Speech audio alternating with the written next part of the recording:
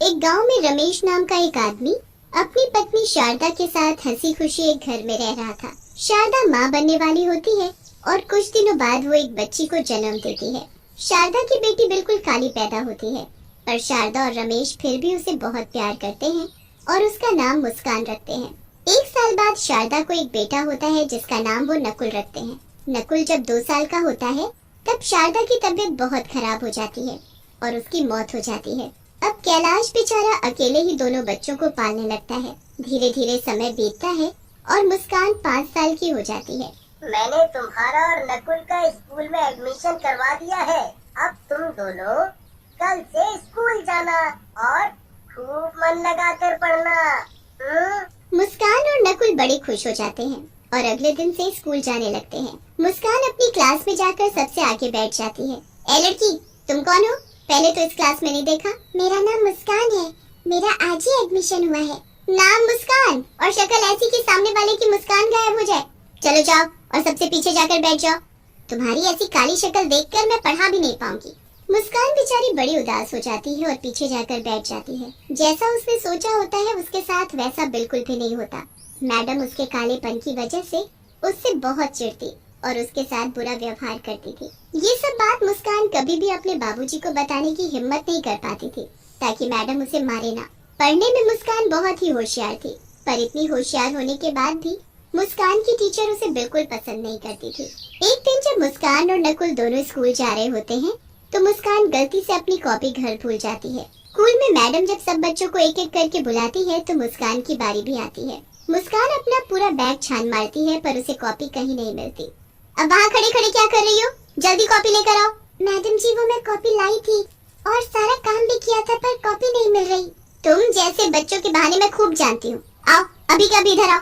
मुस्कान डरते डरते मैडम के पास जाती है। उस दिन तो मैडम ने अपने पास एक कांटों से भरी डंडी रखी हुई थी। अपने हाथ आगे करो। मैडम जी, मुझे माफ कर दो प्लीज, मैंने सच में काम किया था।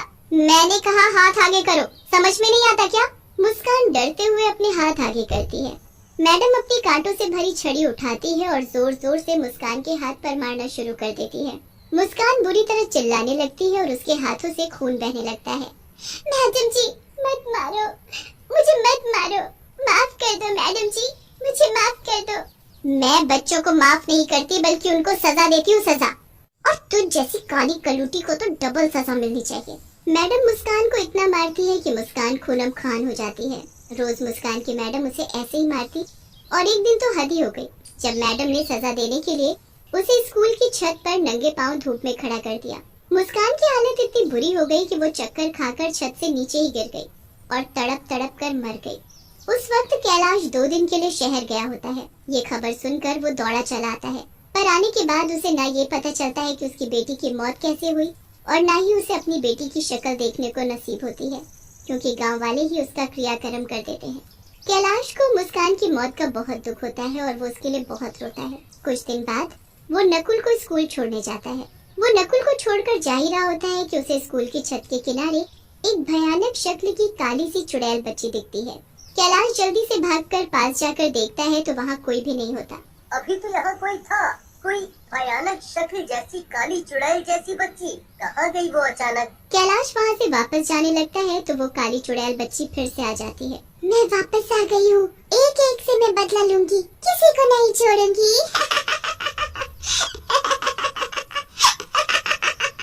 सब बच्चे क्लास में पढ़ रहे होते हैं। हमेशा की तरह मैडम बच्चों को मार रही होती है। तभी वो काली चुड़ैल बच्ची खिड़की के पास आकर खड़ी हो जाती है और उस मैडम को घूर घूर कर देखने लगती है। उसके बाद वो टेबल पर पड़ी कांटों वाली छड़ी को देखकर घूरने लगती है। छड़ी अचानक हवा में उड़ने लगती है। सब बच्चे और मैडम हवा में उड़ती छड़ी को देखकर हैरान हो जाते हैं। उसके बाद वो एक इशारा करती है और छड़ी मैडम को मारना शुरू कर देती है। मैडम जोर जोर से चिल्लाने लगती है और वो काली चुड़ैल बच्ची बहुत खुश होती है। अब आया ना मजा, अब पता चलेगा कि कैसे दर्द होता है। हाय हाय, मैं मर गई, कोई मुझे बचाओ, ये क्या हो रहा है? कौन है यहाँ? कौन कर रहा है ये सब? यहाँ कोई भूत तो नहीं? हे भगवान, मुझे बचाओ। बच्चे तो बड़े खुश होते हैं और मैडम वहाँ से भाग जाती है। अब दिन के वक्त वो मैडम लंच कर रही होती है। जब मैं खाना खाती थी तो मुझे खाने भी नहीं देती थी ना, आज मैं तुझे खिलाती हूँ पेट भर कर खाना। काली चुड़ैल बच्ची अपना हाथ गोल गोल घुमाती है और सारा खाना हवा में गोल गोल घूमने लगता है। अरे अरे ये क्या हो रहा है? ये कैसे हो सकता है? यहाँ पक्का कोई भूत है। कितना मजा आ रहा है तुझे ऐसे देखकर। अब मैं रोज ऐसे ही करूंगी। मैडम को आसपास कोई दिखाई नहीं देता। वो खुद को बचाने की कोशिश करती है पर मैडम के हाथ पैर नहीं हिल रहे होते। पूरा दिन वो काली चुड़ैल उस मैडम को ऐसे ही परेशान करती है। अब रात हो जाती है और मैडम अपने घर आराम से सो रही होती है। तभी वहाँ चुड़ैल बच्ची आती है और बेड के पास जाकर खड़ी हो जाती है। मेरे रंग की वजह से मेरे साथ इतना बुरा बर्ताव किया, अब मैं बताऊंगी कि कोई ऐसा करे तो कैसा लगता है। चुड़ैल बच्ची अपना हाथ मैडम के मुँह के आगे गोल गोल घुमाती है और मैडम का रंग सुर्ख काला पड़ जाता है। चुड़ैल बच्ची ये देख बड़ी खुश होती है। अब देखना अपनी शक्ल, तब पता चलेगा मुझे कैसा लगता था। अब महसूस करना मेरी तकलीफ। अगली सुबह जब मैडम शीशे में खुद को देखती है तो उसके होश ही उड़ जाते हैं। वो जोर जोर से चिल्लाने लगती है, ये क्या हो गया? मैं काली कैसे हो गई? मैडम रगड़ रगड़ कर अपना मुंह धोती है पर उसका रंग वैसे का वैसा ही रहता है। उसे बिल्कुल समझ नहीं आ रहा होता कि रातों रात उसका रंग काला कैसे पड़ गया। वो जैसे तैसे अपने मुंह पर ढेर सारा पाउडर लेकर स्कूल जाती है ताकि उसका काला रंग छुप सके। पर जैसे ही स्कूल पहुंचती है तो चुड़ैल काली बच्ची उसका पहले से ही वहाँ इंतजार कर रही होती है। कब तक अपने इस रंग को छिपाएगी? इसे तो मैं अभी सबके सामने ला देती हूँ। चुड़ैल बच्ची अपने जादू से बारिश शुरू कर देती है और मैडम का सारा मुंह धुल जाता है। मैडम को ऐसे देख सब बच्चे उन पर हंसने लगते हैं। मैडम जल्दी से छुपते छुपाते क्लास में जाती है और किताब को मुंह के आगे रखकर पढ़ाने लगती है ताकि उसे कोई देख न सके। चुड़ैल बच्ची वहाँ भी आ जाती है और जादू से मैडम के हाथ की किताब उड़ाकर गिरा देती है। बच्चे मैडम को देख बहुत तेज हंसने लगते हैं। क्यों हंस रहे हो? तुम्हें उससे क्या?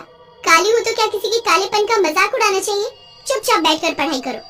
मैडम क्लास से बाहर जाने लगती है कि तभी पीछे से एक बच्चा बोलता है, जब खुद मुस्कान के कालेपन का मजाक उड़ाती थी तब ये बात नहीं बताती क्या मैडम को? मैडम उस बच्चे की ये बात सुन लेती है पर चुपचाप वहाँ से चली जाती है और अकेले जाकर बैठ जाती है। वो बच्चा बोल तो सही रहा है, मैंने उस मुस्कान के साथ कितना बुरा किया क्योंकि वो बस काली थी इसलिए। मैडम यहाँ बैठकर अफसोस कर रही होती है और उधर कैलाश छुट्टी होने पर नकुल को स्कूल से लेने आता है। कैलाश को फिर से वही काली चुड़ैल बच्ची छत पर खड़ी दिखती है। आखिर ये चक्कर क्या है? मुझे जाकर देखना चाहिए। वो लड़की कोई और नहीं मुस्कान थी और वो मुझे बार बार इसीलिए यहाँ दिखती थी ताकि मैं यहाँ आकर ये सब देख सकूं। उसके साथ जरूर कुछ गलत हुआ था। तुम चुड़ैल नहीं, मेरी बेटी हो, है ना? तुम मुस्कान हो ना? हाँ पापा। मुस्कान सब कुछ अपने पिताजी को बताती है। कैलाश को बहुत गुस्सा आता है। मैं नहीं छोड़ूंगा उस मैडम को जिसकी वजह से आज तुम मेरे साथ नहीं हो। उस मैडम को मैंने उसके किए की सजा दे दी है। अब वो भी जिंदगी भर काले रंग के साथ जिएगी और वैसे भी उसे अपने किए पर पछतावा है।